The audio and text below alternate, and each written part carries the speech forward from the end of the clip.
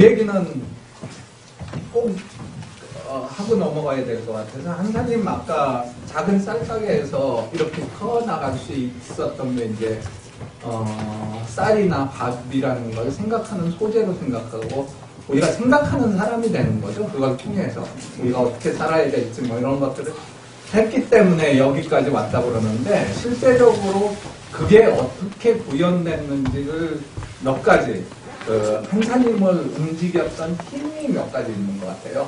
아까 말씀드렸듯이 여기 이제 다 엄마들만 계시다고 생각하고, 엄마들의 수다 공동체, 생활 공동체라는 힘을 통해서 제가 보기에는 여기까지 올 수 있었어요. 저희 한사님이 예를 들면 아이쿱하고 비교를 많이 하는데, 아이쿱은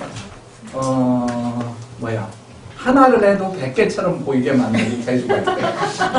근데 한사님은 오른손이 하는지 왼손이 모르게 하고, 아까 저 점심 때도 그런 얘기가 나왔는데, 오른손이 하는지 왼손이 모른대요, 한사님. 그만큼 뭐 홍보를 하거나 뭐 이런 것들을 잘 못해요, 보면은. 저도 꽤 오랫동안 여기서 꽤 오랫동안 아니라 초창기부터 일했지만은, 잘 못해요. 그런데 그 힘이 어디서 나오냐면은, 엄마들의 한사님에 대한 믿음을 갖고 엄마들이 입소문을 퍼뜨려서 확장이 된 거예요. 한사님 믿을만해 라는 이야기가 지금까지 퍼졌고요. 의식조사를 보더라도 한사님 어떻게 알았냐라고 하면은 지금도 50~60%가 이웃 사람들 혹은 가족들의 권유로, 엄마가 저 한사님을 하고 있어서 딸내미한테 그걸 한다든지 이웃 사람들의 권유에 의해서 했거든요. 그건 순전히 입소문이라는 게 수다들, 엄마들 수다 떨면서 사실은 남편이 정말 밉지만은 그렇게 떠들므로써 남편이 또 이뻐지기도 하고 이러잖아요. 욕하면서. 그 힘으로 사실 한사님이 커왔고요. 거기에는 뒷받침돼. 그런데 저희도 이제 이사회나 이런 걸 하시면서 느끼지만은 공부해야 돼요, 사실은. 그러니까 우리가 알고 있는 범위는 한정되잖아요, 늘. 근데 그 안에서 뭐 지혜를 모아봐야 소용이 없거든요. 그러니까 한사님 초창기부터 소식지 맨 뒷장에 한 장짜리 공부 자료가 나왔어요.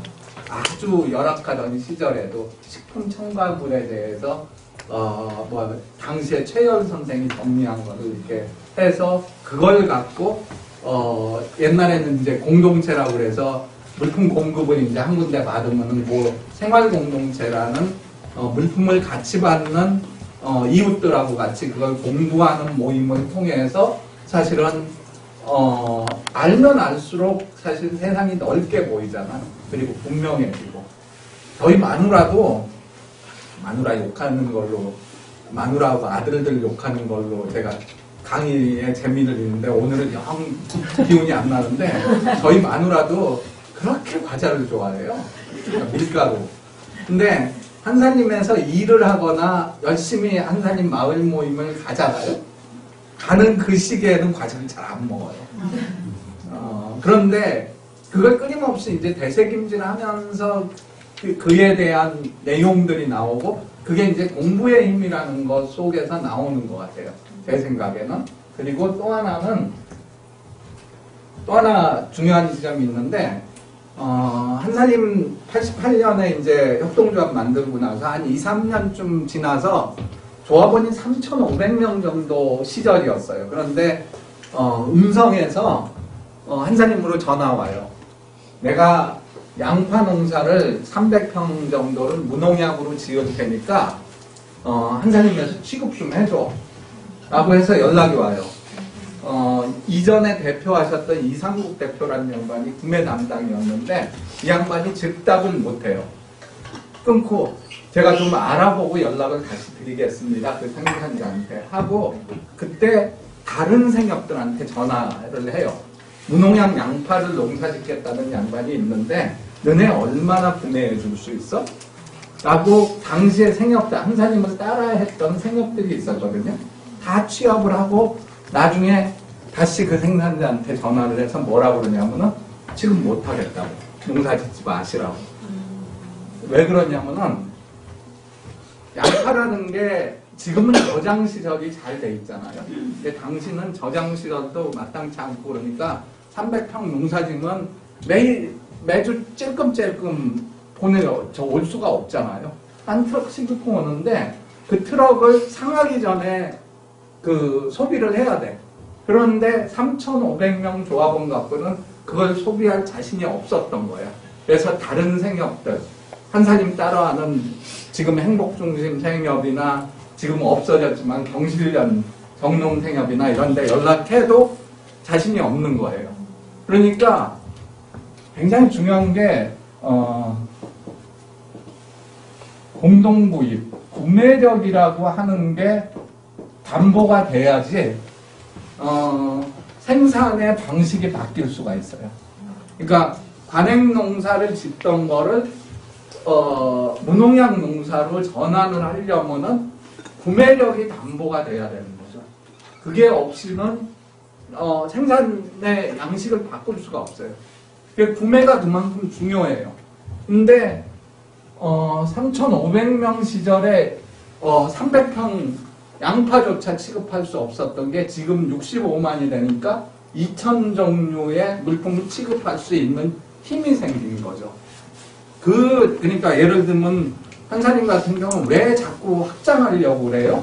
라고 하는데 구매력의 힘의 크기에 따라서 우리가 할 수 있는 영역들이 굉장히 다양해져요.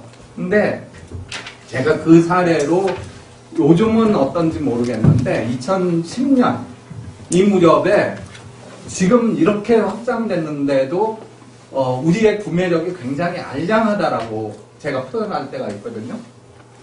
저희가 굉장히 중요한 운동으로 초창기부터 했던 게 물살림 운동이었어요. 그래서 진짜 대기업 하청 PVC 공장을 하던 노동자들이 5명의 노동자들이 협성생산공이라 지금 물살림의 전신이에요. 그 사람들이 일본 생협에서 비누 만드는, 그러니까 합성세제가 아니라 비누하고 합성계면활성제 때문에 물에서 분해가 안 되잖아요. 비누는 금방 분해되는데. 그래서 일본 생협은 생협의 종류를 2가지로 나누죠. 비누파 생협하고 안비누파 생협.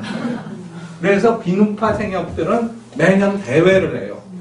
사본담화 운동이라고 그래갖고 비누 사용하는 운동을 하는 생협들. 이쪽 생협들은 안비누파 생협은 뭐냐면은 환경이 파괴되든 말든 싼 물건만 취급하면 된다는 생협들 같은 게 안비누파 생협들이지. 비누파 생협이 그렇게 의미가 중요한데, 그래서 거기서 이제 비누 만드는 법을 배워와갖고 공동체적 생산을 하는 물살림이 만들어지죠.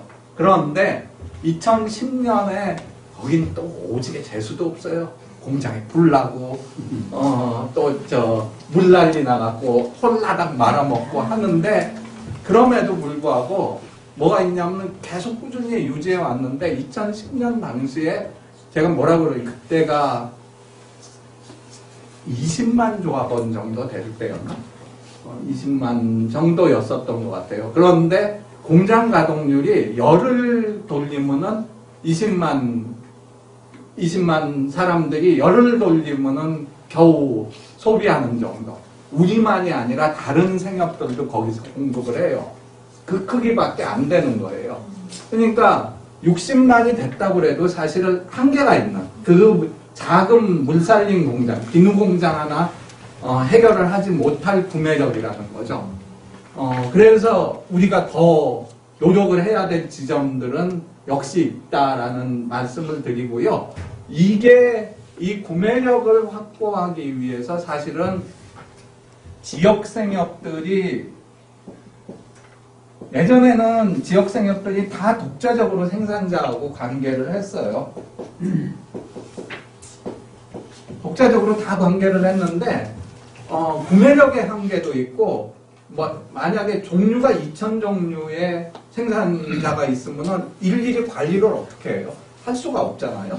그러니까 한사님 이름을 붙은 생협들이 다 같이 사업을 연합을 하는 거죠. 사업을 연합을 해서 물품도 통일하고 그리고 관리 방식도 하는 모습을 만든 게 이 23개 지역 생협들이 사업을 연합한 게 지금의 연합이라고 보시면 될 것 같고요. 이 연합에는 이걸 연합하기 위해서는 세 가지로 통일해야 돼요. 첫 번째가 뭐냐면은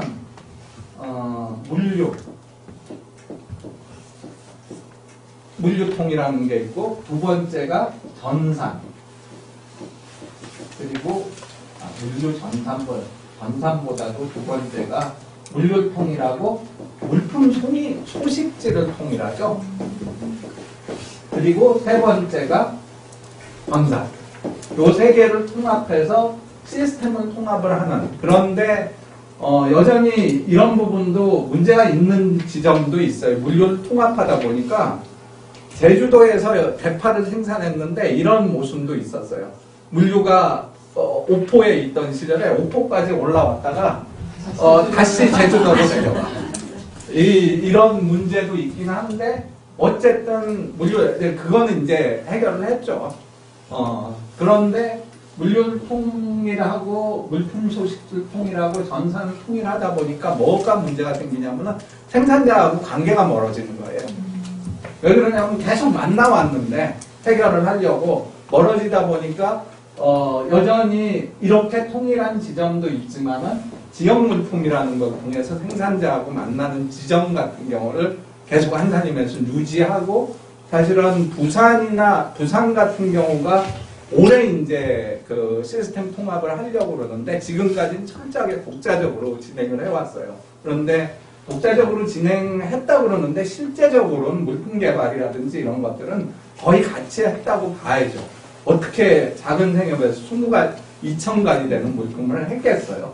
여기서 개발하는 거를 독자적으로 이용했을 뿐이었던 시스템이 있어서 이 구매력 집중의 힘을 만드는 게 굉장히 중요하다. 그러니까 지역의 개성이나 자치 이 부분도 저희는 굉장히 한사님에서는 중요하다고 생각해요. 지역의 개성들이 사람마다 개성이 다 살아있어야 되잖아요. 그게 다양성의 원리, 생태계의 다양성의 원리에도 맞고, 그렇지만은 원칙적으로 자립이라는 거는 불가능해요. 그러니까 예를 들면 자급자족 저희가 얘기를 하는데 자급자족하는 존재는 존재하지 않아요, 세상에. 뭐가 있냐면은 상호 의존을 통해서 자립할 수 있는 기반을 만들고 있는 거지. 그런데 지금 세상의 문제는 독점이고 일방적인 의존의 시스템을 만들고 있기 때문에 문제가.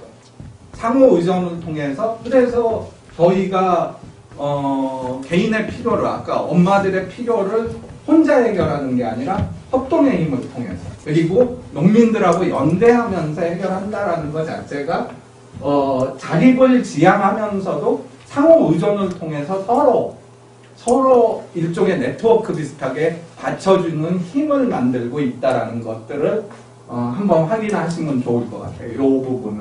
그래서 아까 말씀드린 첫 번째가 수다 공동체의 힘, 두 번째가 공부하는 힘, 그리고 세 번째가 뭐죠? 구매력의 힘, 그리고 네 번째가 이것도 남성분들이 너무 많아서 그런데 엄마들의 힘이라고 저는 생각해요. 그러니까 엄마들이 한사님을 통해서 사회화돼요.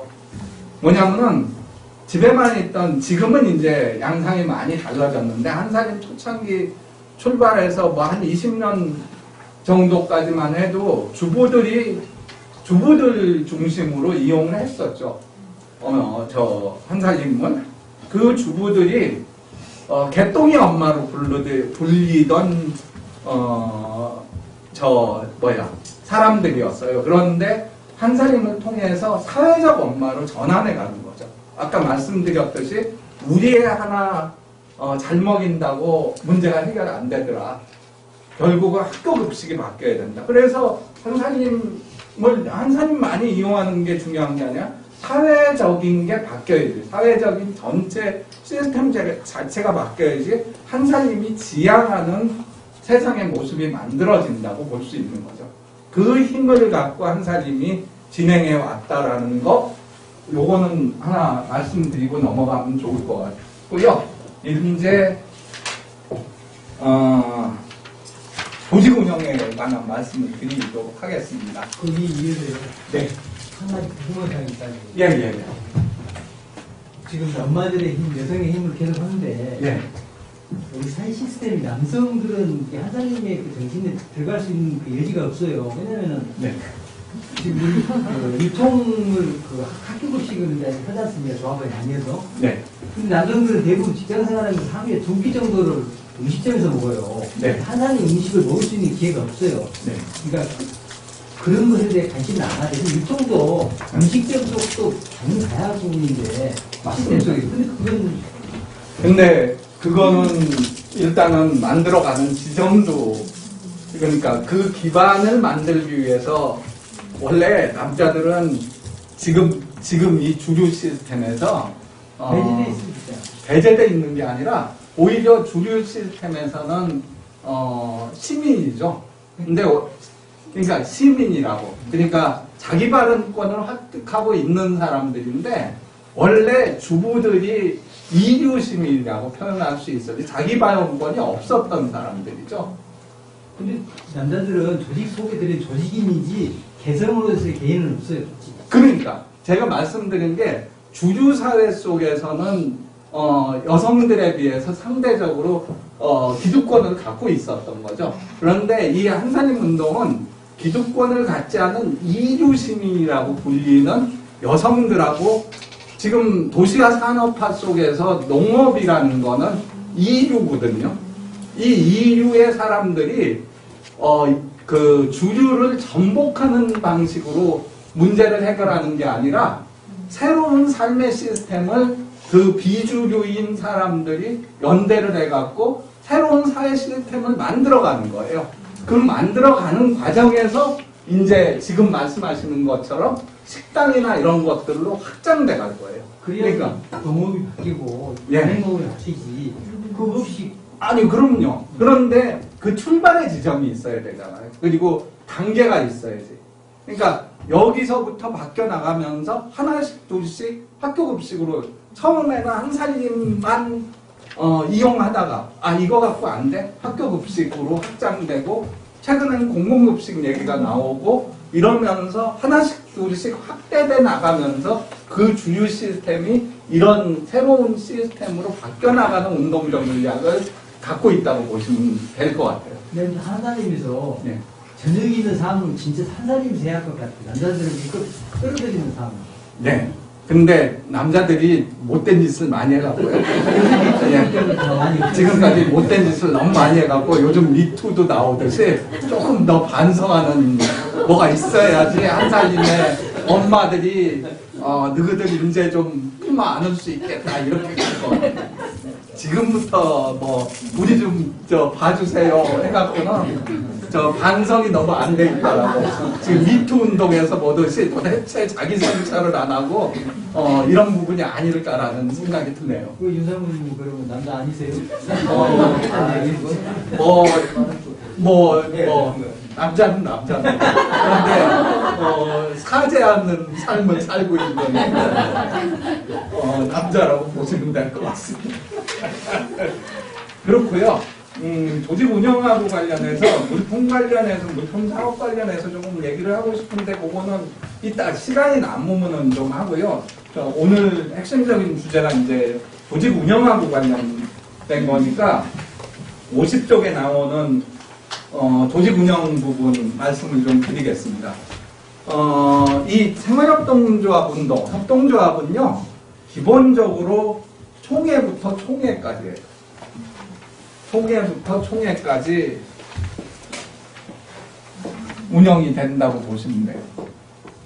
그래서 이 총회에 대해서 아까 그 협동조합 정의에서 사람들의 모임, 사람들의 자발적인 결사체라고 했잖아요. 그 주체들이 그게 이제 민주적으로 운영돼 공동으로 출자하고 그러니까 공동으로 소유하고 민주적으로 운영하는 조직이라고 했는데 기본적으로 총회가 조합원들이 모이는 최고 의사결정기관이에요. 그러니까 제일 중요한 조직이에요. 그게 가장 중요한 조직인데 그래서 조합원들이 다 모여야 돼요. 원래는. 그런데 너무 많으니까 지금 뭐 서울 같은 경우는 30만 조합원인데 30만 조합원이 어떻게 다 모여요? 그러니까 법에 정해놓기를 400명 이상이 넘어가면은 조합원 대표들, 대의원들을 뽑아서 대의원 총회를 할 수 있게 했죠. 그러니까 조합원들 대신해서 대의원 총회를 하게 하는데 이 대의원 총회도 조합원들, 대의원들도 조합원들을 대표하는 사람들을 선출하게 돼 있잖아요. 그 부분에서 최고 의사결정기관이고 이 총회에서 하는 기본적인 일은 작년 한 해 조합원들이 모여서 뭘 하냐면 작년 한 해 우리가 이 사업을 통해서 우리의 필요를 해결하는 조직이라고 말씀드렸잖아요. 이 사업을 통해서 사업을 잘했는지, 조합원들 필요를 해결하는 사업을 잘했는지 평가하고 결산하고 새로운 한 해에 우리 이 조합원들의 필요를 위해서 어떻게 사업을 해나갈 건지에 대해서 결의하는 자리라고 생각을 하시면 돼요. 그래서 이 자리는 딴 게 아니라 한 해를 잘 마무리하고 어떻게 우리가 한 해를 새롭게 잘 진행을 할까라고 결정하는 자리라고 생각하시면 돼요. 그래서 제일 중요한 게 총회의 의결사항 보시면은 예를 들면 50쪽에 보면은 총회의 결정사안으로 정관에 이렇게 나와 있어요. 정관 변경, 규약의 재정과 개정, 임원 선출 해임, 사업계획 예산안 확정, 결산 및 사업보고 승인, 잉여금 및 손실금 처리, 감사보고서 승인이라고 나왔는데 이걸 잘 들여다 보셔야 될 게 지금 말씀드린 대로 작년 한 해를 어떻게 우리가 보내왔는지 결산을 잘 해야 되는 거잖아요. 그 결산의 내용이 감사를 받아서 너네 어떻게 했다 객관적으로 살펴보는 게 필요한 거죠. 그리고 또 뭐가 있냐. 결산 및 사업보고를 통해서 우리가 어떻게 했는지 결산안 정리하고 여기서 사실은 협동조합에서는 잉여라고 표현을 하죠. 원래 잉여를 남길 필요가 없어요. 왜 그러냐면은 협동조합을 만든 이유가 저희가 주식회사에 출자하듯이 그 주식회사에 투자하듯이 돈을 벌기 위해서 이 조직을 만든 게 아니거든요. 우리가 필요로 하는 걸 해결하면은 사실은 해결이 돼버려요. 예를 들면은 애들한테 먹을 건강한 먹을거리를 우리가 이 사업을 통해서 해결하면 그 순간에 우리의 필요는 해소가 돼버리는 거죠. 거기에 돈을 남기기 위해서, 그러니까 뭐라 그러죠? 배당받기 위해서 저희가 투자를 하거나 이런 게 아니거든요. 그래서 그 예산을 짜는 원칙 같은 경우 잉여를 많이 남기지 않는, 그러니까 우리가 사용하는 비용 정도만 해결하는 예산안을 짜게 되죠. 이게. 그런데 위험 부담이 있으니까 약간의 예비비를 좀 남기는 정도의 예산을 짜서 예산에 맞춰서 집행을 하는 구조를 갖고 있어요. 그런 부분이 있고, 그래서 감사보고하고 사업 결산을 사업보고 결산 승인하는 거는 작년에 했던 거를 어떻게 마무리 잘 하려고 평가하고 이러는 거잖아요. 그리고 두 번째, 한 해를 어떻게 맞이할 거냐 부분에서 여기서 나오는데, 하나 더 있다고 그러면 잉여금이 혹시 남았으면은 잉여금을 어떻게 처리할지, 이후의 사업을 위해서 남겨놓을지, 아니면 조합원들이 많이 이용을 해서 잉여금이 남은 거거든요. 조합원들한테 되돌려 드릴지에 대해서 결산하면서 요거까지 처리를 하는 거죠. 그리고 새로운 한 해를 맞이하기 위해서 사업계획, 그리고 이 사업계획에 맞춰서 예산안을 짜무는 이 내용에 대해서 승인해요. 이걸 확정하는 한 해의 그거잖아요. 한 해 계획을 새롭게 하는 요거랑 요렇게 해나가기 위해서 우리 대신에 어떤 임원들을 뽑아갖고 할 건지, 그리고 이걸 잘하기 위해서 규정이나 규약, 정관 중에서 뭐가 바뀌어야 될지, 그러니까 시스템을 정비해서 이렇게 잘하도록 만드는 장치들을 만드는 거죠. 정관을 변경하거나 규약을 개정하거나 혹은 임원을 새로 뽑는 거는 이걸 잘할 사람들을 뽑아서 우리 대신에 우리가 맨날 모일 수가 없으니까, 대의원들이 맨날 모일 사람이 없으니까 임원들을 뽑는 조건을 만드는 거예요. 그러니까 크게 보면은 말씀드렸듯이 작년 한 해를 잘 정리하고 올해 한 해 사업을 우리가 어떻게 잘할까를 결정하는 총회죠. 여기서 그 내용을 결정을 해서, 그러니까 의사결정은 여기서 하는 거예요. 그런데 지금 말씀드린 대로 매번 대의원들이 모일 수 없으니까 우리 대신에 임원들을 선출해갖고, 임원에는 이사회하고 감사가 있죠. 임원들을 선출을 해서 우리 대신에 이렇게 계획 짜진 내용들에 대해서 너네들이 여기서 결정하는 게 아니에요.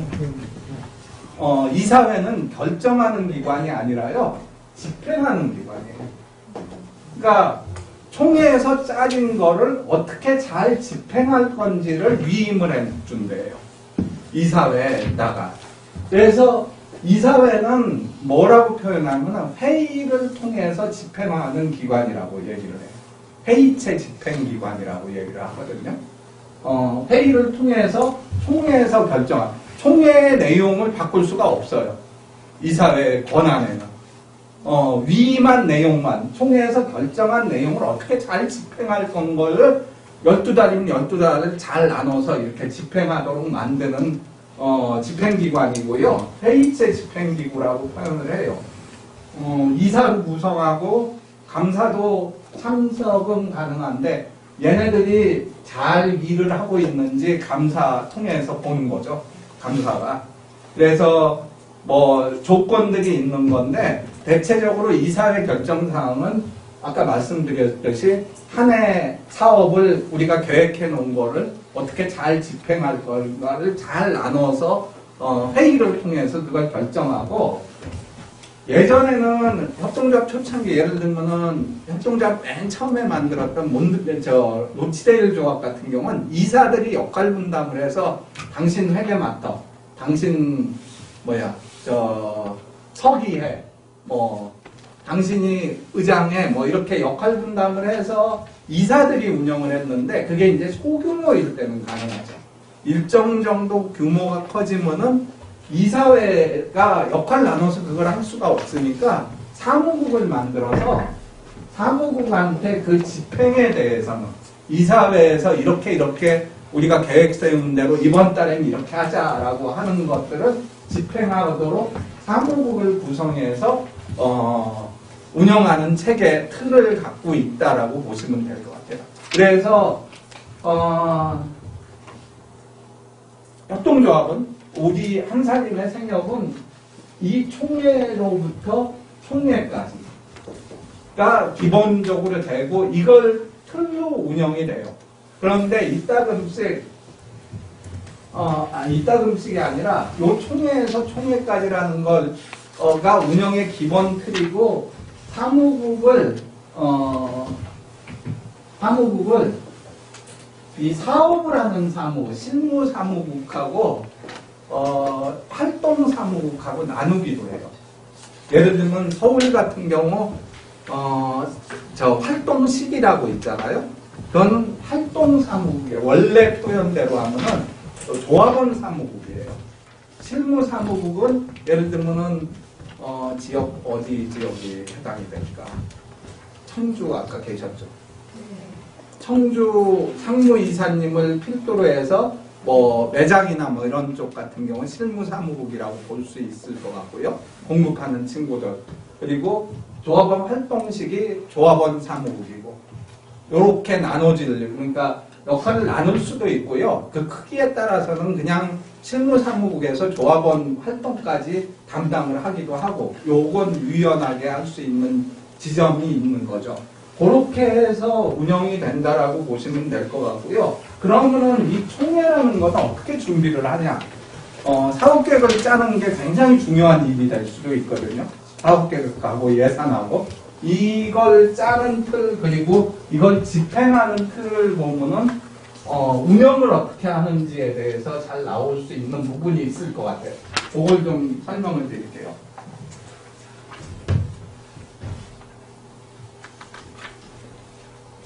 이 사업계획을 짜고 사업계획을 실행하는 게 사실 운영의 가장 기본이잖아요.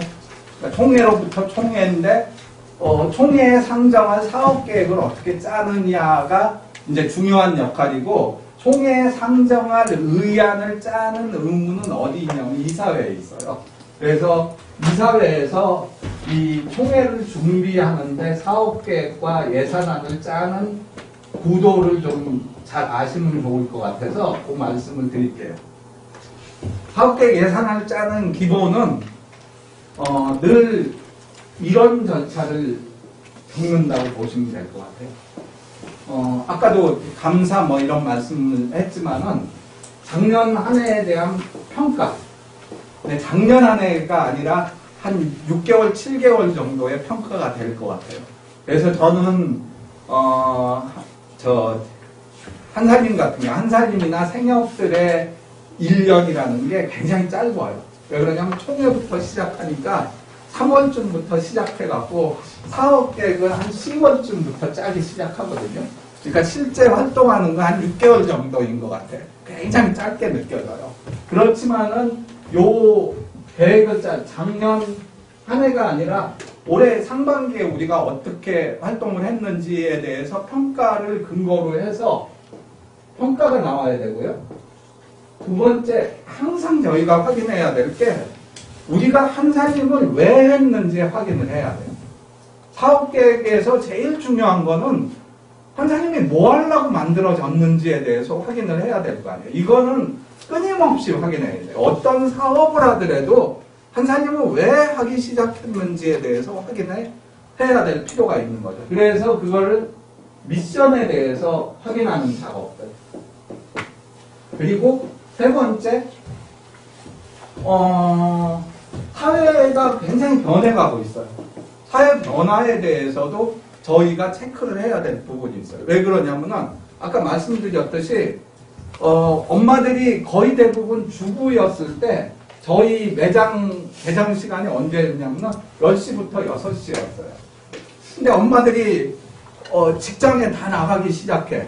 10시부터 6시 거는 집에만 있는 엄마들만 한사님 이용하라는 거 아니에요. 그래서 사회가 변해가요. 근데 한사님 그게 원칙인가요? 아니잖아요. 사회에 따라서 변화를 줘야 되는 거 아니야. 사업 시스템에 대해서. 그래서 사회 변화에 대해서 우리가 체크해갖고 우리가 변화해야 될 모습이 뭔지에 대해서 확인해야죠. 그리고 한사님의 조합원들은 어떤 필요, 새로운 필요는 혹시 없는지, 어떤 요구가 있는지에 대해서 조합원들 얘기를 잘 청취하는 게 필요할 거예요. 이걸 기본으로 해서 이걸 이 정도가 나오면은 내년도에 과제를 뭘로 해야 되겠다라는 그림이 그려질 거예요. 그런데 이 과제들, 이런 과정을 거쳐서 과제를 나온다고 해서 과제를 다 할 수 있는 게 아니에요. 우리 역량이라는 게 있거든요. 우리가 투자할 수 있는 돈이 한정되어 있고 인력이 한정되어 있는 상태에서는 과제를 다 수행을 못 하잖아요. 그래서 우리의 내부 역량을 확인하는 작업이 필요할 거예요. 역량을 확인하고 이 과제하고 역량을 확인해서 이 과제 중에 이거는 가능할 거고 이거는 우리 역량이 아직 부족해 안 돼 하는 것들을 통해서 중점 활동 방향이 나올 거고요. 이 중점 활동 방향에 이 결정되면 이거에 세부안을 만들고 요거에 맞춰서 예산안을 짜는 과정을 거치죠. 요게 준비하는 과정이라고 볼 수 있어요. 사업계획을 짜는. 그런데 이 사업계획을 어떻게 짜냐? 누가 짜냐? 아까 말씀드렸듯이 이사회가 중심돼서 짜는 게 기본이에요. 그런데 이사회가 맨날 이렇게 할 수가 없으니까 예를 들면 준비 모임을 만들어서 조합원들도 참여하는, 예를 들면 마을 모임하는 대표 한 분, 매장에서도 매장 사람들이 사실은 사회 변화나 조합원들의 요구라는 걸 가장 민감하게 할 수 있을 거 아니에요? 그런 분들이 참여하는 준비회의를 구성해서 만들기도 하지만은 여기서 굉장히 중요한 거는 되도록이면 조합원들이나 이해관계자가 많이 의견을 내면 낼수록 탄탄한 계획을 만들 수 있다는 거예요. 그냥 이사님들만 만들어 갖고는 그림이 안 나오는 거죠. 이사님들도 사실은 기본적으로 이사라는 게 조합원 대표로 오는 거거든요. 이 대표한다는 거는 리프리젠테이션인데 대표한다는 게 딴 게 아니라 조합원을 대신해서 의사를 표현하는 일이에요. 그래서 조합원의 의견을 최대한 모으는 게 이사님들의 의무예요, 사실은. 자기가 개인 의견을 내는 게 중요하지 않아요. 조합원들이 어떤 요구, 필요를 있는지 청취해갖고, 그걸 갖고, 아까 말씀드렸던 대로 이사회에 집행을 하는데 반영하는 역할들을 하시는 거고요. 그 내용은 아마 이사들의 자세나 뒷부분에 아마 강의가 있으니까 그걸 보시면 될 것 같고, 요걸 통해서 말씀드린 대로 이사회가 중심이 돼서 해도 좋고, 하지만은 되도록 최대한 많은 조합원의 참여, 예를 들면 사업 부분에 매장이라든지 공급하는 친구들, 왜 그러냐면 그 친구들이 공급하는 친구들 같은 경우 조합원 대면하잖아요. 그러면서 조합원들의 요구라든지 사회 변화에 대해서 가장 민감하게 느낄 수 있는 영역이기 때문에 요거는 객관적인 데이터도 필요하지만은 그런 속에서 나올 수 있는 부분이 있는 거죠. 이런 참여를 통해서 사업 계획을 만들고 예산안을 짜게 되면은 저희가 오해 중에 하나가 총회가 갖고 집행부에서 만든 것들을 어떻게 하면은 이 빈틈을 볼까, 문제점 있는 게 뭘까 지적하는 거를 대의원의 역할이라고 생각하시는데, 그런 대의원들의 참여, 조합원의 참여가 담보가 되면은 우리가 같이 만든 사업 계획을 우리가 어떻게 하면 더 잘 실행할까를 갖고 그 기준을 갖고 사실은 총회가 진행돼야 되는 거죠. 그러니까 질의나 응답을 하는데 이거 어디 빈틈이 있을까? 어디 오자가 있나? 이거 찾는 게 아니라 이걸 어떻게 하면 더 잘 우리가 다 같이 힘을 모아서 실현해낼까가 기본적인 총회를 임하는 자세가 되는 거죠. 그래서 총회가 사실은 한 조합의 축제가 돼야 된다는 얘기가 그래서 나오는 내용이라고 보시면 될 것 같아요. 그리고 이렇게 정해진 내용을 이제 실행하는 과정을 어떻게 갖느냐가 아까 말씀드린 대로 이사회에서 이 총회에서 승인된 사업계획하고 예산안을 어떻게 하면 이제 잘 실현을 할까라는 거를 의논하는 체계를 갖고 있는 거죠. 그 이사회는 지역에 따라서 굉장히 다를 수 있는데, 이사회를 준비할 때도 그냥 상무이사 혼자 하는 경우가 있고요. 이사장님하고, 그러니까 사무국에서 하는 경우가 있는데, 되도록이면 이사장님이나 이사 한두 분들이 같이 참여하시면서 안건을 준비하는. 그리고 안건은 위원회나 여러 영역에서 어디든 나올 수가 있거든요. 지역 활동을 하는 이사님들 중에 활동을 하다가 이런 것들은 의안이 됐으면 좋겠다 하면 그런 걸 모아서 사무국에서 그 이사회 준비 모임에서 그것들을 이제 의안화 시키는 건데 사실은 잘 안 돼요. 늘 사무국 중심으로 되는 부분은 있죠. 그런데 우리가 좀 더 연습할 필요는 있는 것 같아요.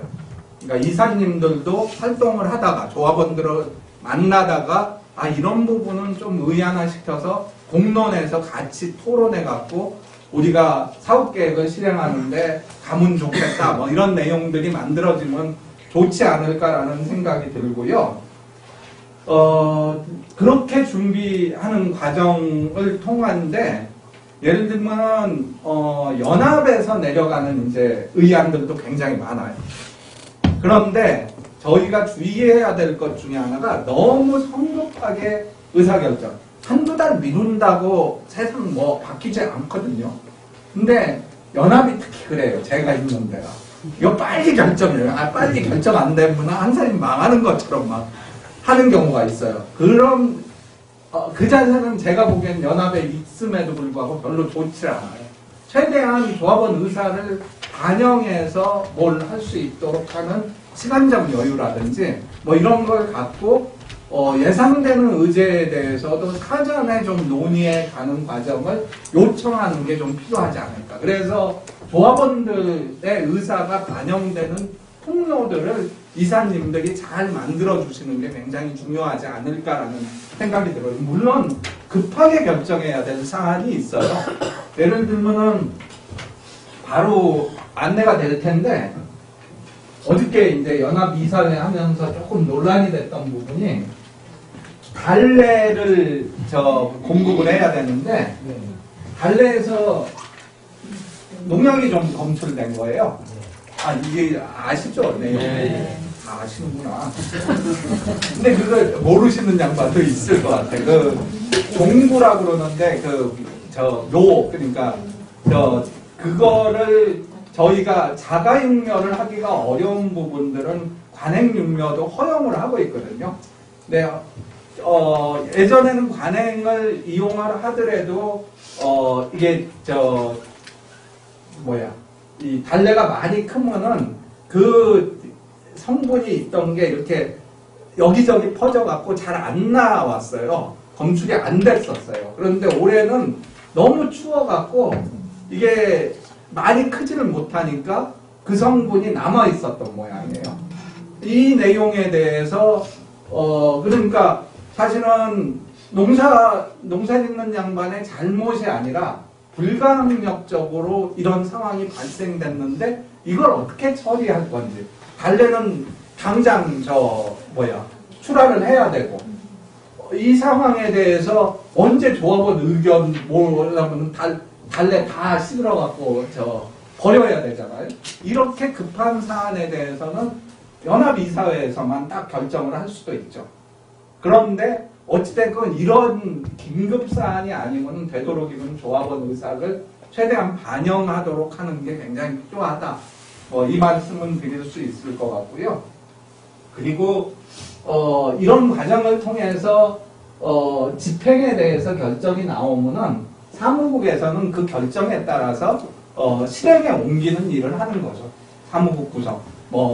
실무사무국이든 조합원 사무국이든 여기서는 그 내용에 대해서 실행하는 단위가 있고 그 실행 단위를 위해서 회의를 만들 수 있고 이런 거는 지역의 형편에 따라서 다 다를 수가 있을 것 같아요.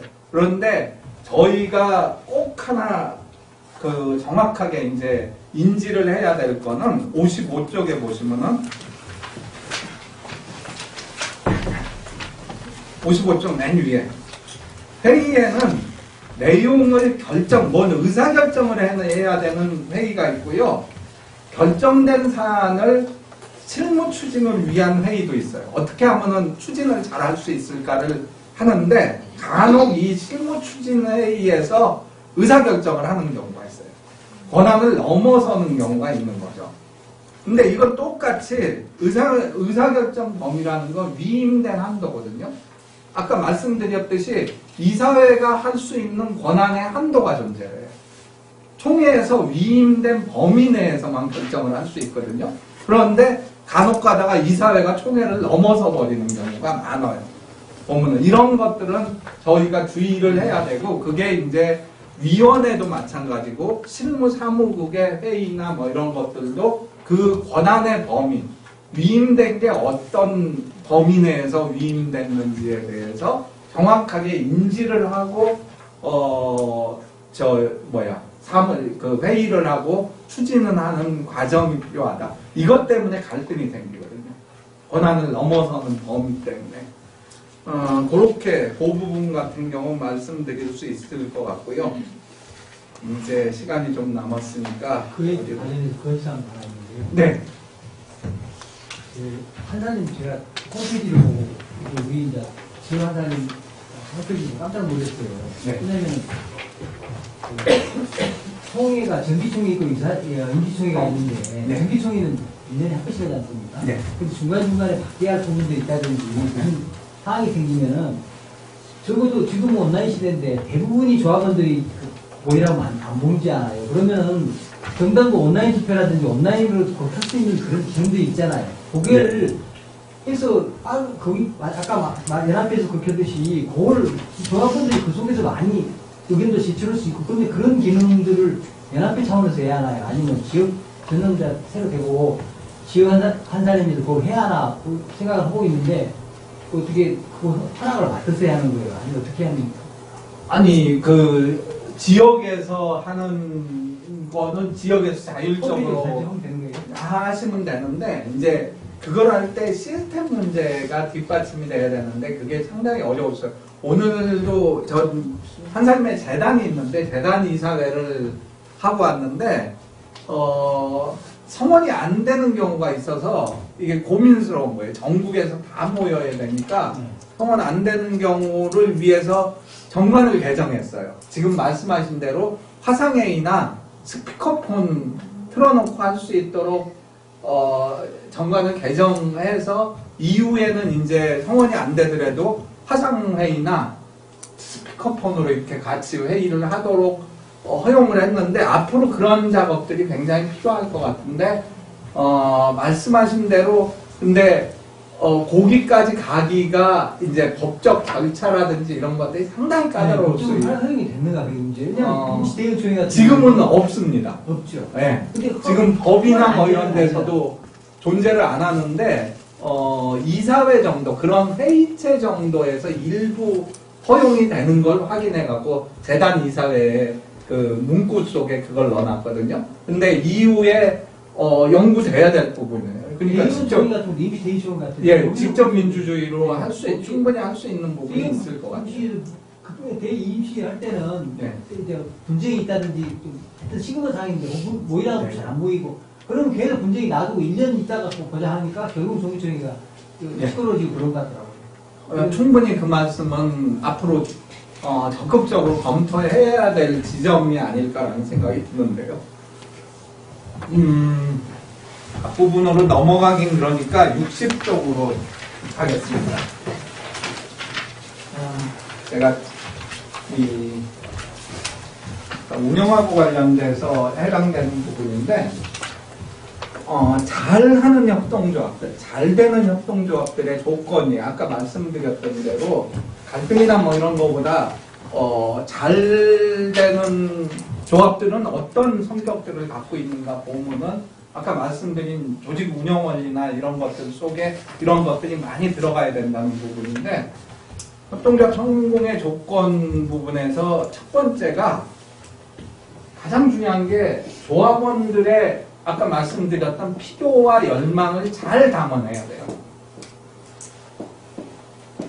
절실한 필요라고 표현하는 이유가 그거예요. 판사님이 성공한 거는 애들의 건강이나 건강하게 자라는 애들, 농업을 살리겠다라는 여기까지 가지 않고 애들을 건강하게 기르겠다는 엄마들의 열망이 굉장히 강했다고 볼 수가 있어요. 이게 있어서 가능했다라고 생각하는데, 재밌는 건 뭐냐면은 아까 말씀드렸잖아요. 일본 생협에서 비누파 생협하고 안비누파 생협이 있다고. 안비누파 생협 얘기하듯이 이 생협에서도 원래 생협은 값싼 물건, 경제적으로 싼 물건들을 공급하는 시스템이 노치데일의 원형이에요. 원형이 경제적으로 이득을 보기 위해서 가격을 내리는 구조의 생협들이 원래 생협의 모습이었어요. 한국에서도요, 1980년대, 90년대 중반에 걸쳐서 중반까지 가격을 저렴하게 하는 생협들이 한 130개 정도가 조직이 되어 있었어요. 그런데 조직된 이 생협들이 90년대 중반이 되면 다 망해요. 도산해버려요. 문 닫아버리죠, 그냥. 공산품들을 가격을 저렴하게 공동구입을 통해서, 쉽게 얘기하면 협동조합이라는 게 단순하잖아요. 요즘 그 인터넷 그거 하면서 공동구매 얘기하잖아요. 그러니까 애들 입학하고 나서 노트북 사는데 혼자 사면은 100만 원인데 10명 모으면은 90만 원 되고 100명 모이면은 80만 원 되잖아요. 이 공동구입 시스템을 일상화시킨 게 협동조합이라고 보시면 돼요. 원래 의미에. 그런데 이런 데가 130개 조직이 있었는데 다 망해요. 왜 망했나 들여다보면은 한국 사회가 1980년대 전두환 정권 시절에 고도경제 성장하면서 중반이 넘어가면은 대기업들이 그전에는 물건만 찍어내면 다 잘 팔렸어요.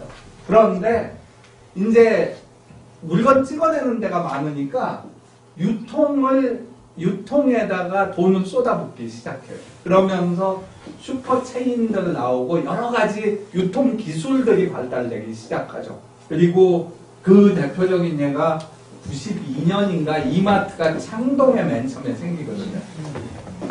이런 시스템이 만들어내면서 사실은 한사님 직거래한다고 자랑하는데 이마트 같은 경우 유통 현대화를 통해서 가격을 더 낮춰버리는 거예요. 그러니까 가격 메리트를 갖고 출발한 생협들 같은 경우는 오히려 여기가 가격이 이마트나 이 슈퍼체인보다 비싼 거죠. 메리트 자체가 없어져 버리니까 망하는 거예요. 그런데 86년 시작한 한살림이라는 데는 가격 메리트 갖고 생협을 만든 데가 아니에요.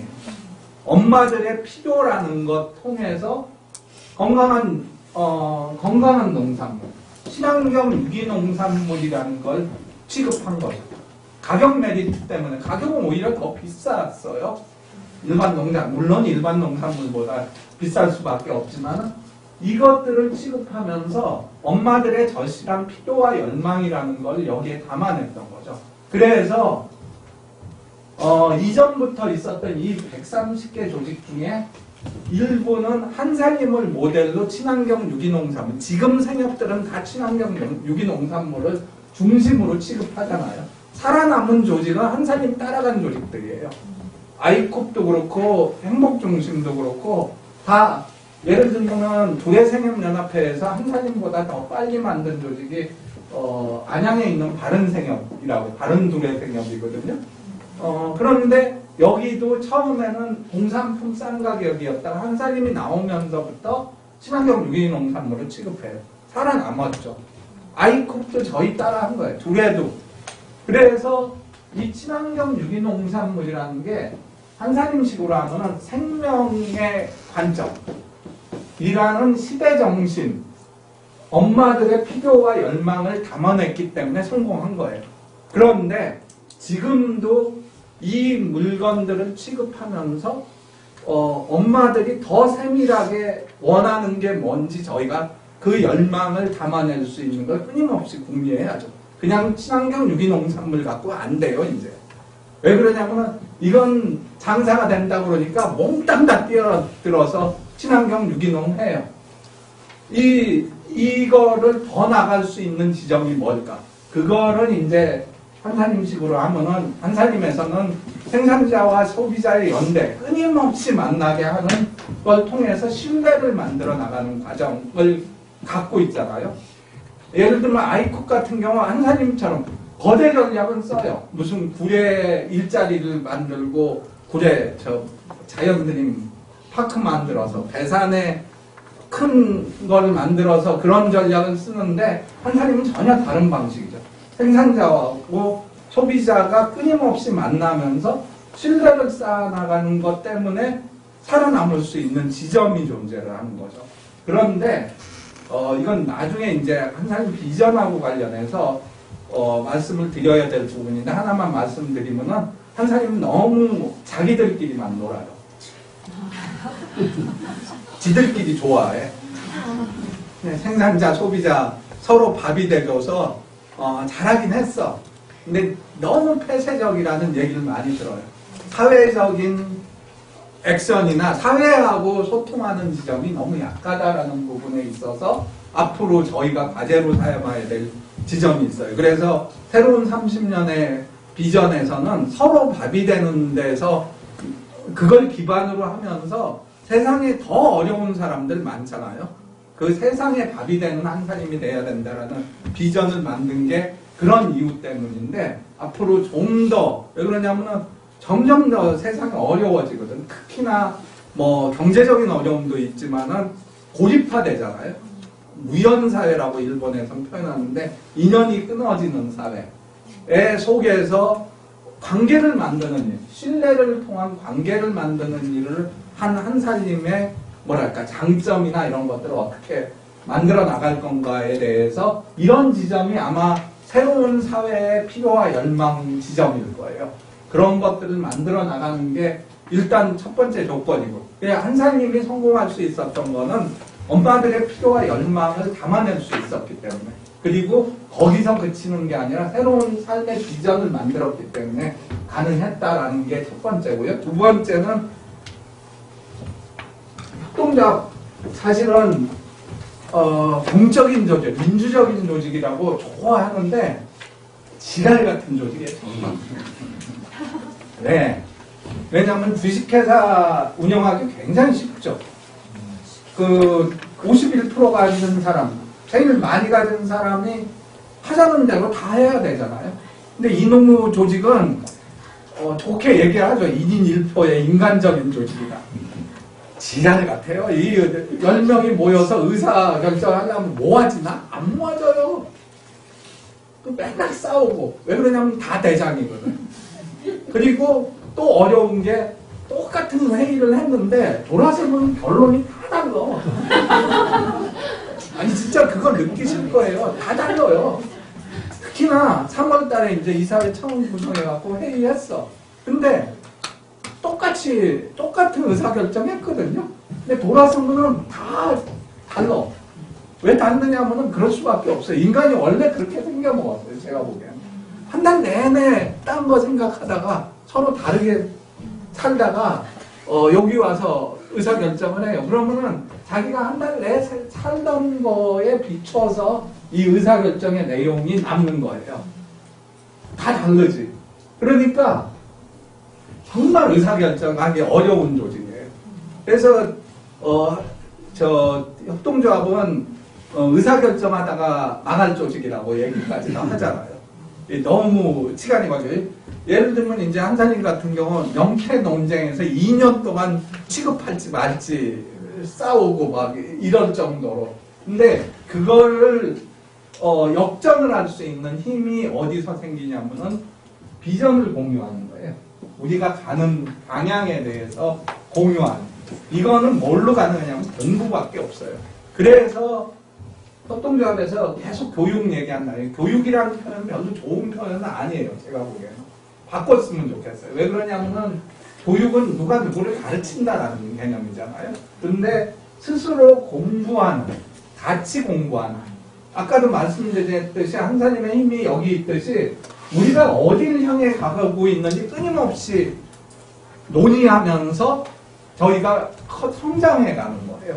그래서 비전의 공유가 중요한 게 3월 달에 처음 이사회 구성해 갖고는 다 돌아서면 딴 얘기 하는데 12월쯤 되면 이제 얼추 비슷해요. 왜? 언어가 비슷해요. 이제 사용하는 언어들이 공부도 하고 이사회도 하루 종일 떠들다 보면 이제 비슷하게 이제 생각들이 정렬이 되는 거지. 이 공유하는 정비의 과정을 통해서 이걸 잘해야지. 그런데 이사회도 제대로 안 하고 예전에 한사님은 그랬어요. 3달에 한 번 이사회 하는 조직도 있었어요. 어려워요. 그러니까 계속 그 심지어 어떤 조직은 이사회가 3번 만나요. 이사회 하나 하고 한 번 하고 여기서 다룰 내용들을 이사회 당일에는 심도 있게 토론은 못하니까 미리 만나갖고 심도 있게 토론하는, 특히나 토론해야 될 주제에 대해서, 그리고 별도로 공부하는 모임도 가져요. 사실은 굉장히 어려운 과정이라서 이거 다 따라할 수 없어요. 저 가셔갖고 또 상무한테 어디는 3번 모인다는데 우리는 왜 안 해? 네가 일하기 싫어서 그래. 그렇게 말씀을 하지 마시고요. 사정이 다 있으니까. 그런데 그런 지향을 갖고 있어야 된다는 것들은 좀 알고 계시면 좋을 것 같다. 그게 잘 돼야지 이 성공하는 조업, 잘 되는 한사님이 될 수 있다. 3번째가 조합원들의 참여라는 거를 어떻게 끌어낼 건가. 그러니까 저희가 출자 이용 운영이 삼위일체 되는 조직이라고 협동조합을 얘기를 하거든요. 이 출자 이용 운영에 조합원들이 얼마나 많이 참여하게 할 건가가 조합의 성패를 갈라요. 이 부분은 길게 설명 안 드리겠습니다. 그리고 또 하나는 지금까지는 한사님이 단독으로 성장을 해왔다고 볼 수가 있어요. 제가 보기에는. 자기 세계를 만들어서 한사님 정도 되는 조직은 자기 안에 생태계를 만들어갖고 내부적으로 다 문제를 해결할 정도가 됐어요. 그런데 이러면은 조만간 망할 거예요. 제가 보기에. 그러니까 사회하고 같이 아까 말씀드렸듯이 사회하고 같이 호흡하면서 예를 들면은 아까 말씀드린 노치데일 조합이라는 게 영국에서 맨 처음 만들어지고 본인들이 사무실이 조금 확장될 수 있는 기반이 만들어졌을 때 제일 먼저 하는 게 도서관을 만들었어요. 그리고 1840년대, 50년대인데 그 도서관에 신문을 구입해서 조합원들이 읽도록 했어요. 그럼 뭐냐면은 단순히 조합자를 되는 게 아니라 시민을 양성하는 교육기관이었어요. 일반 교양을 높이는 조직이었죠. 그래서 영국에서 여성의 참정권이 만들어진 게 1차 세계대전 이후에 여성들이 참정권을 얻었거든요. 근데 로치데일은 만들어질 당시에 여성들이 참정권을 갖고 있었어요. 이런 게 가능한 거는 사회의 수준하고 수준을 높이는 일을 같이 해야 되는 거라서 지역에서 요즘 이제 협동조합이나 산업경제라고 해갖고 영역들이 만들어지잖아요. 그런 데하고 어떻게 같이 그러니까 협동의 생태계를 만들어 갈 건지. 한사님이 다 할 수 있을 것 같지만 못해요. 한정돼 있어요. 먹을거리는 최고로 잘할 수 있지. 그건 잘 해야죠. 그런데 그걸 잘하는 걸 다른 걸 잘하는데 예를 들면 금융이나 뭐 이런 것들을 서로 나누는 금융을 하고 있는 데랑 같이 결합하거나 이런 걸 통해서 생태계가 만들어져야지 한사님이 이후에 성장할 수 있는 힘이 만들어질 거예요. 그거는 그런 조건들이 갖춰져야지 사실은 한사님이 잘 될 수 있다. 우리 조합이 잘 될 수 있다. 라는 생각을 가지시면 좋을 것 같고요. 60쪽에 단점 몇 가지, 임원으로서 이건 제가 조직을 운영을 하면서 느꼈던 여러 부분들에 대해서 조금 이런 교육을 통해서 말씀드리려고 한 건데 지역의 조직 운영에서 저는 제일 중요한 게 조합원 민주주의라고 생각해요. 일부 사람들이 독점하는 게 아니라 조합원들이 끊임없이 참여하도록 민주적으로 운영하도록 하는 게 조합의 목적이 돼야 된다고 생각을 해요. 그런데 완성은 없다고 생각해요. 그걸로 향해 가는 거지. 그리고 이상적인 모습이 존재를 안 해요. 조합의 지금 상황에 따라서 예를 들면 제가 성남용인에 있을 때 예를 들면은 빈구석이 굉장히 많았어요. 그런데 그 상태에서 어떻게 하나라도 더 올해는 조합원들이 참여, 이 부분은 조금 더 해야 되겠다. 예를 들면 대의원 선출을 하는데 제가 봤더니 대의원 할 만한 사람들이 없으니까 매장 책임자들을 대의원으로 해갖고 이렇게 대충 구성했어요. 그래서 총회했거든요. 이런 모습들이 달라져야 돼서 이제 선출하는 방식으로 바꿨는데 이것도 너무 힘들지. 왜 그러냐면 하겠다는 사람이 없으니까. 그래서 형식적이 돼요, 처음에는. 그런데 해를 거듭하면은 조금 더 나아지더라고요. 그 대의원들하고 소통하는 방식도 조금씩 늘려나가는 방식으로 조합원들이 참여하는 민주주의를 확장하는 게 조직의 목표가 됐으면 좋겠다. 이사님들이 해야 될 역할도 그거다. 내 발언이 많아지는 게 중요한 게 아니라 조합원들이 발언할 수 있게 하는 공간을 만드는 게 여러분들의 역할이라고 생각을 하고요. 두 번째, 한살림 하는 사람은 다 좋은 사람들이다 라고 착각하지 마라. 절대로. 한살림의 생산자들도 소비자들도 다 이해관계 속에 있다. 그런데 그러니까 친교와 대화의 공동체는 멀어요. 어떤 조건이 만들어졌을 때 사람들은 협동해요. 그 조건을 만드는 일을 우리가 한다라고 생각하셨으면 좋겠다. 그러니까 항상 좋은 사람들은 존재 안 해요. 어떤 조건에서 조합원들이 어떨 때가 협동하는지, 어떻게 같이 의논할 수 있는 민주적인 운영을 하는지 고민해라. 이해관계에 따라서, 심지어 나조차 이해관계에 의문해. 내가 지고지순한 사람이라고 착각하지 마라. 나도 이해관계에 의해서 움직인다. 그런데 내가 선한 마음을 갖게 되는 순간에 사람들하고 협동하는 순간, 의논하는 순간은 이런 조건에서 되더라. 그걸 조합의 조건들로 계속 만들어 나가는 일을 했으면 좋겠다. 그리고 현실을 객관화하는 눈을 가졌으면 좋겠다. 아까 말씀드렸던 대로 각 개인들이 협동하는 조건이나 상태를 만드는 일, 친교와 대화의 공동체가 실현되는 조건과 상태를 만드는 일을 우리가 하고 있는 거다라고 생각하셨으면 좋겠고, 가장 중요한 거는 함께하는 사람들의 상호 존중이에요. 그게 기본이 돼야지 협동도 나오고 뭐도 나오더라고요. 그거는 기본이라고 생각하고요. 그리고 아까 말씀드렸듯이 생협의 이상이, 소비자들만 모였다고 생협의 이상이 유기농산물 더 싸게가 아니다. 한살림에서 얘기하듯이 생산자와 소비자, 어떤 의미에서는 생산자 조합하고 소비자 조합이 서로 연대하는 모습이기 때문에 적정한 가격이어야 되고 그것들이 다 같이 사는 길이다. 그래서 한살림 같은 경우는 지금 사회의 협동조합으로 모습으로 봤을 때 이상적인 건 사회적 협동조합이 이상적인 모습이다라는 생각을 갖고 있고요. 그럼에도 불구하고 생산자분들 계시지만은 공급자 중심으로 생각하면은 한살림 안 돼요. 철저하게 수요자 중심으로 생각해야 돼요. 이거는 왜 그러냐면은 제가 이제 홍보 쪽에 일을 한 경험도 있어서 그러는데, 홍보 아무리 잘하면 뭐예요? 상대방이 못 알아먹는 눈으로 우리 한살림이 이렇게 뛰어나다. 뭐 예를 들면은 작년에 P2P 사업한다고 이건 잘 모르시나? 2P는 잘 모르시겠구나.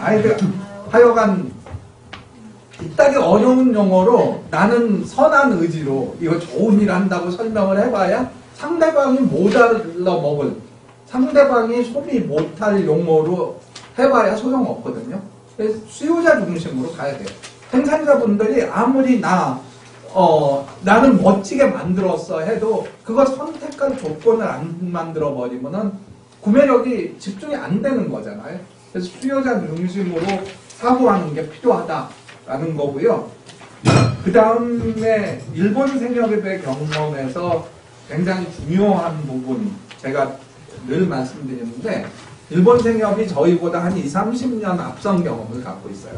그래서 본인들 원칙 중에 하나가 소통이에요. 소통의 원칙을 하나 만든 게 있는데 그게 어카운트빌리티라고 원래는 책임성이라는 용어인데 본인들이 의사소통의 책임성이라는 표현을 썼어요.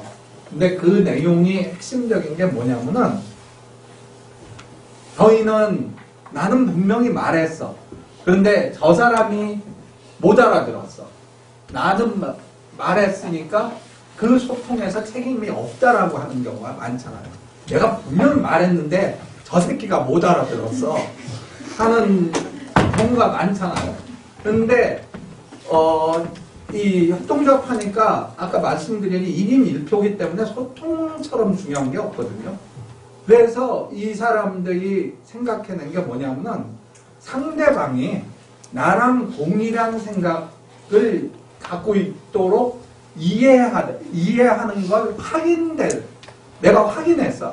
이 사람이 내가 얘기하는 걸 동의는 안 하더라도 이해했다라고 뭔 얘기를 하는지 알아먹었다고 하는 걸 확인하는 순간까지의 책임은 나한테 있다. 그러니까 나 얘기했다라고 책임을 전가하려고 하지 말아라. 그걸 이 자세를 갖고 생협의 운영이 돼야지 제대로 운영된다. 나 얘기했으니까 난 책임 없어? 이러면은 의사소통 깨진다. 이게 굉장히 중요한 지점이라고 생각을 하거든요. 그게 필요할 것 같고요. 그래서 그거보다 더 중요한 게 그 정보 공개예요. 그러니까 정보를 최대한 공개하는 거죠. 물론 생협도 사업이기 때문에 영업 비밀에 해당되는 게 있어요. 예를 들면은 물품 사양이나 일정 부분 내놓고는 다 공개하는 게 좋아요. 조직의 어려움, 예를 들면은 저 같은 상무이사는 조직이 경영적으로 어렵잖아요. 그럼 감추고 싶어 해요, 원래. 이건 내 책임인 것 같으니까. 감추고 싶죠. 그래서 법적으로 문제가 없는 부분까지 조금 이렇게 회계 처리를 이렇게 하려고 하거나 뭐 이런 자세가 나와요. 심지어 이제 그러다 보니까 분식까지 가게 되고 이러는 경우가 많은데 여기는 조합이기 때문에 어려움을 다 같이 꺼내놓고 그거를 해결하는 주체가 경영 책임자만 있는 게 아니라는 거죠. 조합원들이 같이 그 어려움에 대해서 동의해야지 같이 풀어나갈 수 있는 부분이기 때문에 공개라는 원칙처럼 중요한 게 없어요. 의사소통의 원칙하고 그리고 일본 생협에서는 상호견제라는 걸 굉장히 강조를 했어요. 그러니까 상호견제라는 걸 이 세 가지 원칙, 의사소통 원칙, 그리고 공개 원칙, 그리고 상호견제를 뒀는데 저는 이 한자림에서 여러 가지 갈등들을 보면서 상호견제를 먼저 얘기하면 안 된다라는 생각을 하게 됐어요. 상호견제 굉장히 필요하거든요. 그런데 협동이나 협력을 통해서 우리의 필요와 열망을 실현하는 같이 협동이나 협력을 통해서 실현하는 게 우선이죠. 그게 우리의 목표잖아요. 그런데 이걸 하는데 역할을 나누다 보니까 상호적으로 서로 짚어줘야 될 부분이 있는 거야. 그러니까 이건 후순위죠. 상호 견제라는 게. 협력이 전제가 돼서 우리 미션을 수행하는 게 우선이고 그걸 위해서 역할 분담을 하다 보니까 역할 분담에 대해서 서로 지적해 줄 건 지적해 줄 수 있는 문화를 만드는 게 중요하다라는 생각이 드는데 이 지적질이 먼저 나와 버리니까 조직에서 너무 갈등들이 심해지더라고요. 그래서 그것도 염두에 두셨으면 좋겠다라는 생각이 들고요. 조직 운영의 기본에는 한살림의 기본이 신뢰였듯이 조직 운영의 기본도 신뢰예요. 역량이 떨어지는 사람이 있을 수도 있고 이렇지만 믿고 같이 도와주는 무엇들을 만들어야 돼요. 조직적으로 보면은 예를 들면은 그런 거를 방지하기 위해서 정관도 만들고 규칙도 만들고 규정도 만들거든요. 문제를 방지하기 위해서. 그런데 법의 문제를 해결하려고 하는 순간에 이미 그 조직은 거의 끝난 조직이라고 저는 느껴요. 외려 거기까지 가버리면은 가기 전에 우리 안에 신뢰를 어떻게 만들까라는 거를 끊임없이 고민해 줬으면 좋겠다는 생각 같은 경우가 있고요. 거의 마지막인데, 이를 추진하는데 필요한 관점 중에 하나가 아까 말씀드렸듯이 민주주의하고 또 동일하게 조합원들을 어떻게 성장시킬까를 중요한 관점으로 갖고 계셨으면 좋겠어요. 이 작은 일, 매장에서 무슨 물품 이용 행사를 할 때 이걸 통해서 조합원들이 판사님의 어떤 생각을 하나라도 더 알게 하는 성장의 모습을 어떻게 갖고 갈지, 이 교육을 통해서 조합원들은 어떻게 성장할지 설계를 하는 거, 기획하는 거 굉장히 중요할 것 같아요. 그 관점을 갖고 모든 일을 바라보셔도 저는 된다고 생각해요. 그런데 단 하나, 이러다 보면은 조합원들을 내가 가르치는 입장이 돼버리거든요. 그러니까 그 부분에 대해서는 끊임없이 반성하면서도 성장을 생각했으면 좋겠다. 자기 고해하세요. 고백해야 돼. 내가 조합원들을 가르치고 있는 거 아닌가라는 반성은 끊임없이 하면서, 그럼에도 불구하고 성장을 통해서 우리 민주주의가 성장하고 한사님이 커갈 수 있도록 만들었으면 좋겠다라는 생각이 들고요. 진짜 마지막으로는 20분에 끝낼게요. 이제 다 됐어요. 내 생각보다도 여러분들은 이제 조직 안에 들어와서 임원이 되심으로써 어떤 맥락 속의 존재를 해요. 그러니까 한 개인이 아니에요. 제가 보기에는 맥락 속의 존재예요. 그거를 잘 읽고 행동을 하시거나 일을 하시거나 의사결정을 할 때도 생각을 하셨으면 좋겠다라는 정도 말씀을 드리고요. 오늘 얘기는 마치도록 하겠습니다. 아들 시간을 열심히 불러주셔서 감사합니다. 마이크도 안 쓰시고. 마이크 들으니까 힘이 안 생기는 것 같아서 그 마이크를 안 써버렸고요. 마이크도 안 쓰시고 너무 열리고 쓰셔서 네, 이렇게 자칫 지루할 수 있는 내용인데 굉장히 좀 이렇게 진심을 담아 말씀해 주신 것 같아서 저는 좀 많이 감동받으는 그런 것 같은데, 질문이 혹시 있으시나요? 질문을 받아. 네. 밥 먹는 시간이 뒤로 갑니다. 네네. 마이크를 드릴까요? 예. 엄청 받지 마세요. 아니 미국 텔레비전을 보면 이렇게 긴 시간 강의를 하면 전부 다 일어나서 기립하고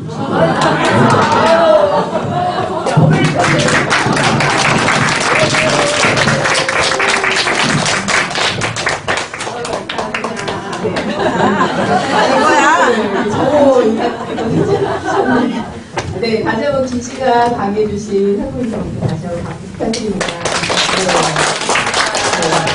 네. 아침부터 이렇게